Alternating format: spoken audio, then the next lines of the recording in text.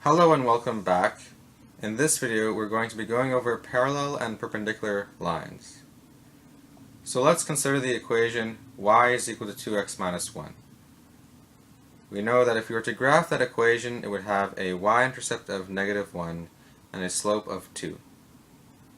And so the question might arise, what is a line that is parallel to that line?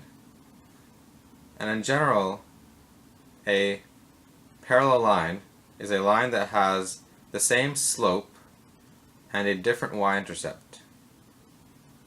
So the equation y is equal to 2x plus 3 as well as the equation y is equal to 2x minus 4 would both satisfy the definition or requirement for a parallel line because they have the same slope of 2 but different y-intercepts, so they have 3 and negative 4. And we would notice that if we were to graph those equations next to our original line or equation, that they would never meet that line. They're all traveling in the same direction, but because they have different positions, they will never meet, and that is why they are called parallel lines. So a common example that might arise is something like this. So find the equation of a line that is parallel to a certain line and passes through a certain point.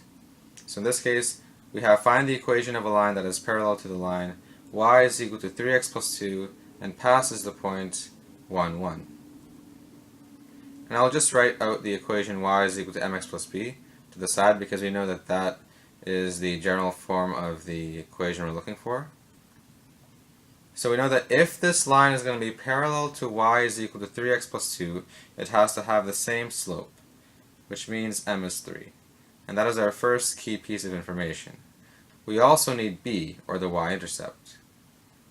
So right now, we know that if m is equal to 3, we have y is 3x plus b, and we're trying to figure out what b is.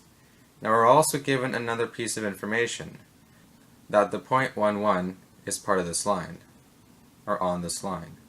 That tells us that for x is equal to 1, y is equal to 1. And so we can substitute those two values into the equation. We'll have 1 is equal to 3 times 1 plus b, because x is equal to 1 and y is equal to 1. That gives us 1 is equal to 3 plus b.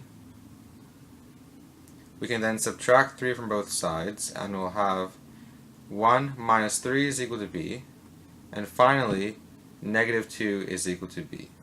So we have that b is equal to negative 2, and now we have the two key pieces of information that we need to give the line that is parallel to y is equal to 3x plus 2 and passes through the point 1, 1.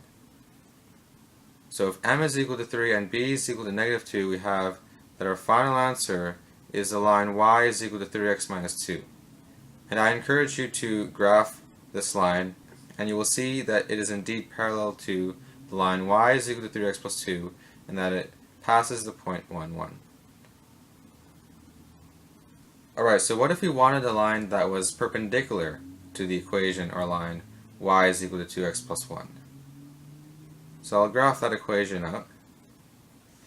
So let's first review what perpendicular means. Two lines are perpendicular if they form a 90-degree angle with each other. So if I have this first line and I have the second line, these lines are perpendicular to each other because they form a 90-degree angle. So in order for a line to be perpendicular to another line, such as y is equal to 2x plus 1, you need to take the negative reciprocal of the slope. So the slope of this line, y is equal to 2x, plus 1 is 2, which we can rewrite as 2 over 1, because dividing by 1 doesn't change anything, so it's still 2. So if we take the negative reciprocal, that means you do two things. It means you flip the fraction and then you multiply it by a negative sign. So if we flip the fraction, we'll have 1 over 2, and then we multiply it by a negative sign. And the slope of the perpendicular line is negative 1 over 2. Now note that the y-intercept doesn't matter. So I can choose any y-intercept I want. We can choose a y-intercept of 2, for example, and we'll have y is negative 1 over 2x plus 2 is a line that is perpendicular to the line y is equal to 2x plus 1. And I'll graph that equation or line to show that these two lines are indeed perpendicular, that they form a 90-degree angle when they intersect. And again, so we have another common type of example where they give you this line and they ask you to find another line that is perpendicular to that line and passes through a certain point. And again, we said, okay, if we want a line that is perpendicular to the line we are given, we take the negative reciprocal of the slope. So in this case, our slope is 2 over 3, because we would have first of all flipped the fraction to get 2 over 3, and then negative 2 over 3 is 2 over 3. So you can think of it as you're always going to change the sign. If the slope was positive, then it should become negative. If the slope was negative, it should become positive.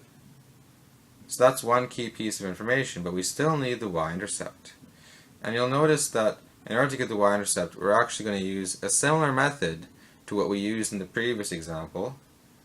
So if this line passes the point 1, negative 2, that means that it has the point 1, negative 2.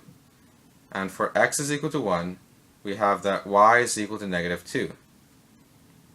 So we can plug those values into the equation.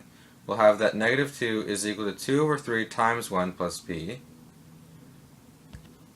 So we'll have negative 2 is equal to 2 over 3 plus b. We can subtract 2 over 3 from both sides. We'll have that negative 2 minus 2 over 3 is b. Or, after you combine those two numbers, b is equal to negative 8 over 3. And so there you go. We have that b, or the y-intercept, is negative 8 over 3. So we have our two key pieces of information, and we could just use that to get the line y is equal to 2 over 3x minus 8 over 3. So that line is going to be perpendicular to the line y is equal to negative 3 over 2x plus 2. It's going to form a right angle or 90-degree angle with that line, and it is going to pass the point 1, negative 2. So that's all I wanted to go over in this video. In the next few videos, we'll be looking at solving systems of linear equation by techniques such as graphing, substitution, and elimination. But for now, as always, thanks for watching.